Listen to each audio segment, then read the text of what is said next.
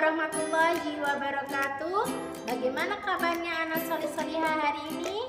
Semoga selalu sehat dan selalu semangat untuk melaksanakan aktivitas hari ini. Baik anak-anak solih-solihah, Ustazah kembali untuk menceritakan sirah Nabi yang berjudul Rencana Abu Jahal dan Para Pemuka Quraisy, yang Ustazah ambil dari buku Muhammad Teladanku karya Eka Wardana. Selamat mendengarkan. Apa yang harus kita lakukan? Teriak seorang pemuka Quraisy. Abu Bakar dan teman-temannya terus membebaskan budak-budak kita. Tidak ada cara lain. Bunuh saja budak-budak itu, agar yang lain pada takut. Tidak, kata Abu Jahal lemah. Sumayyah telah kubunuh, tapi itu tidak membuat yang lain takut. Cari saja cara yang lain. Seorang pemuka Quraisy berdiri dengan cepat. Pukuli Muhammad sampai remuk. Dengan begitu, wibawanya akan hancur dan pengikutnya pun bubar ketakutan. Namun, keluarga Muhammad dari Bani Hashim pasti akan membelanya. Lengking yang lain. Siapa?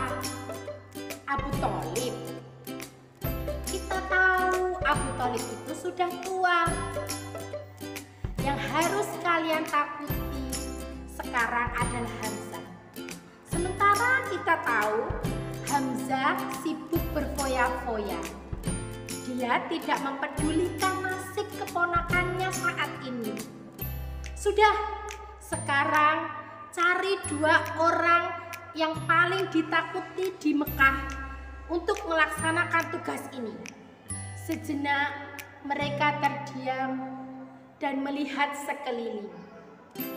Kemudian salah seorang dari mereka menunjuk pada pemuda yang bertubuh tinggi besar.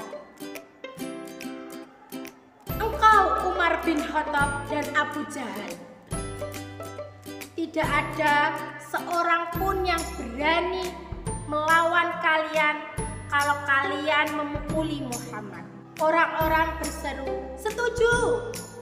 Tiba-tiba seseorang berseru, langkah awal bukanlah serangan fisik, namun hancurkan dulu wibawanya.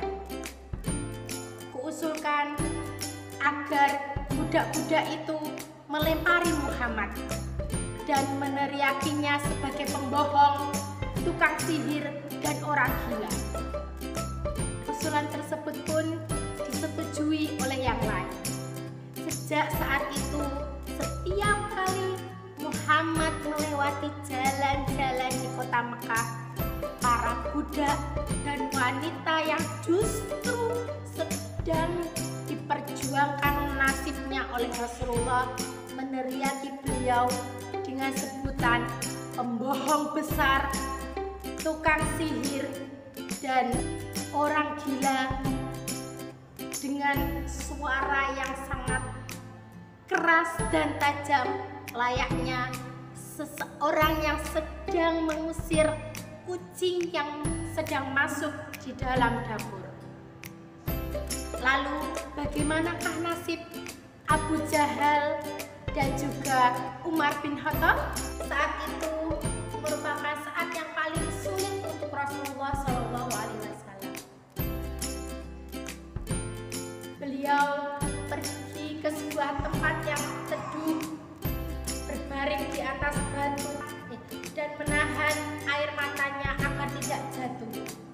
Tidak ada satu hal pun yang lebih sulit dari celaan dan cacian dari orang-orang yang justru diperjuangkan oleh Rasulullah SAW mati-matian. Sementara itu Abu Jahal berkuar-kuar kepada teman-temannya. Aku bersumpah akan menghantam kepala Muhammad dengan batu sujud menghadap tuannya.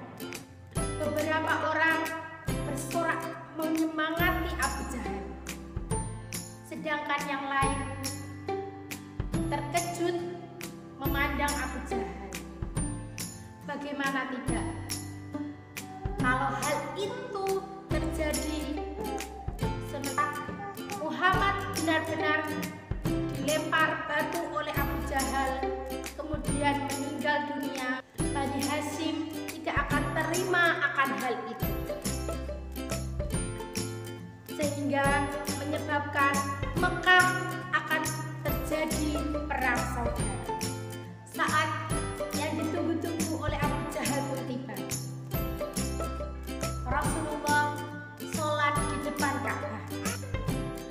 Ketika beliau sujud, Abu Jahal kemudian datang membawa batu yang sangat besar, diangkatnya tinggi-tinggi dengan mata yang menyala panas. Namun ketika batu itu diangkat tinggi-tinggi siap untuk dilempar kepada Muhammad, Abu Jahal berbaring alam dengan wajah ketakutan. Abu Jahal meninggalkan Rasulullah SAW. Ada apa? Ada apa? Semua teman-temannya bertanya. Dengan nafas yang tersendat-sendat, Abu Jahal berkata, "Demi Tuhan, aku tadi melihat seekor kuda jantan berdiri di depanku. Yang kuda jantan itu belum pernah aku lihat sebelumnya. Seandainya batu besar tadi kuhantam ke kepala Muhammad, pasti aku akan ditelannya. Kepalanya, tengkuknya, dan giginya yang mengerikan. Aku yakin dia akan menelanku seandainya batu tadi kulempar ke Muhammad." Abu Jahal pergi cepat-cepat untuk menenangkan dirinya. Sementara itu orang-orang heran dan takjub melihat Rasulullah SAW. Sementara Rasulullah, beliau melanjutkan sholat dengan khusyuk. Wajah beliau